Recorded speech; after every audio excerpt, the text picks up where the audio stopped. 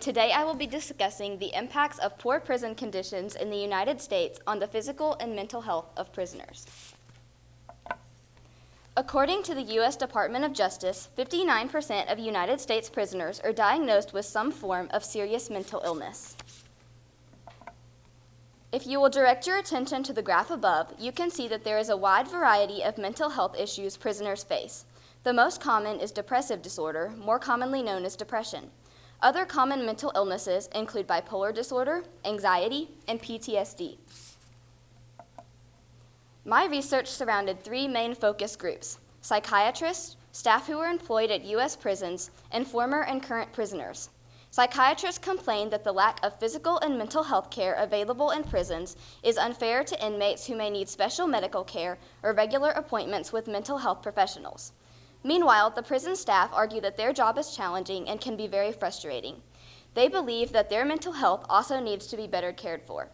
Current and former prisoners complain of debilitating conditions that cause them to feel mentally exhausted on a daily basis. Shown above are some examples of those dangerous prison conditions that frustrate prisoners and cause their health to deteriorate. The above issues all affect the physical or mental health of prison inmates. Bad ventilation, lack of personal hygiene essentials, and limited health care all affect one's physical health, while excessive noise, violence, and overcrowding are examples of conditions that affect one's mental health. This is an issue because instead of helping to rehabilitate criminals, poor conditions just create trauma and fail to prepare inmates for their futures. My argument is that U.S. prisons must be reformed to avoid further corrupting the overall health of prison inmates. There are several mental health concerns for prisoners behind bars. Violence at the hands of both the fellow prisoners and the prison staff is very common. Former prisoner Rodney Hewlin claims he was physically and sexually assaulted several times while in prison by several different inmates. He shares he was afraid to sleep, shower, and do other tasks. In addition to violence issues, overcrowding in prisons has caused some prisoners to lose their minds. Excessive noise 24/7 was reported to get on the nerves of many prisoners, and the large amount of people created big messes in cells and no privacy for inmates. Researchers have also found that suicide rates are much higher among the incarcerated than the general U.S. population. A study conducted by Joe Nurse, a specialist in public health, found that suicide rates among prisoners are 6 times higher than the general population. With a lack of mental health services in place for prisoners, this is a major concern among mental health professionals. The above chart models suicides in the U.S. from the year 2000 to 2015. It proves that suicide rates for those behind bars is much higher than the general United States suicide rate. In the stimulus material Long Walk to Freedom by Nelson Mandela, Mandela describes prison as a challenging place where people must band together to make it out undiminished. He states, "With each week resembling the one before, one must make an effort to recall what day and month it is. Losing a sense of time is an easy way to lose one's grip and sanity. A person losing their sanity often becomes a serious mental illness. As I mentioned before, most prisoners do not receive the opportunity to seek help from mental health professionals such as counselors or psychiatrists. Therefore, they go about their daily lives slowly going crazy." In addition to mental health concerns, it has been proven that prisoners typically do not have great physical health. A study conducted by Ana Luisa Andrade found that over 65% of prisoners do not receive regular visits from any kind of healthcare worker. Considering the lack of regular doctor's visits available to prisoners, diseases and illnesses rapidly spread. In addition to being filled with many health and safety issues, prisoners describe jail as a place with inactivity, bad diet, and no fresh air. They get little opportunities to work out, and the food served typically does not meet today's nutritional standards. Several prisoners, especially women, complained that they were provided with little personal hygiene items, leading to bad sanitation and oftentimes infections. It has been proven that a person ages more quickly in prison than they would living a normal life in American society. In the stimulus material Migrant Mother by Dorothea Lange, pictured above, Lange depicts a somber mother of 7 children living life during the Great Depression. The woman is surrounded by 3 of her children. Although she is only 35 years of age, dirt, worn clothing, and lines on her forehead, cheeks, and hands cause her to appear much older. This example is very similar to the type of aging that occurs when a person is behind bars. The stresses and lack of care in a prisoner's everyday life cause them to begin to show signs of aging while they are still young.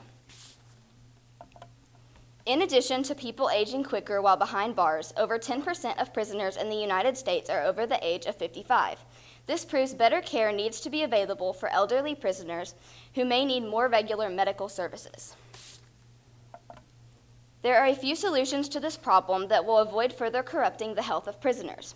Transferring more prisoners with mental illness to mental-specific institutions will help to avoid overcrowding in prisons and better support prisoners who are experiencing mental issues. Creating a healthcare branch like the United Kingdom's Prison Medical Service would put a bigger emphasis on providing quality care to prisoners regularly. The best solution, however, to this problem would be to hire doctors and mental health professionals to be on staff at each prison. This way, healthcare would be available to prisoners on a daily basis. Unfortunately, there are a few limitations to my solutions. All of these solutions are costly. Hiring physicians and health professionals to work in prisons is expensive for these institutions because all of these workers must be paid. In addition, public support for prison reform tends to be low.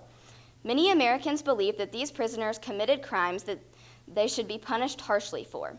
Therefore, they do not tend to support better care for prisoners. Another issue is labor shortages in the healthcare field. Filling new positions would be a big challenge, and jobs such as these would take employees away from more essential hospital jobs. In conclusion, implying one of these changes would be very beneficial for the prison system.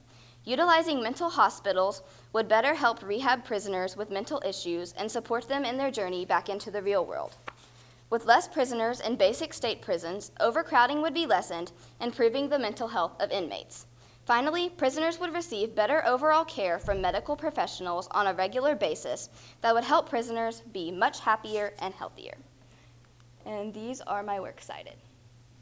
All right, Mallory, how did some of the preliminary information you gathered inform your research? Yeah, so in the stimulus materials that I referenced here, the Long Walk to Freedom, Nelson Mandela talked a lot about prison conditions that were very harsh and things that he learned from being in prison, and I thought the topic was really interesting, and I wanted to learn more about if prison conditions have changed over the years or what they're like in the United States today. And Mallory, I have your next question. How is your conclusion in conversation with the body of literature and other research sources that you examined? Yeah, so I used a wide variety of different sources, and everyone for the most part agreed that this is a problem and that there are different ways that we can go about fixing the problem.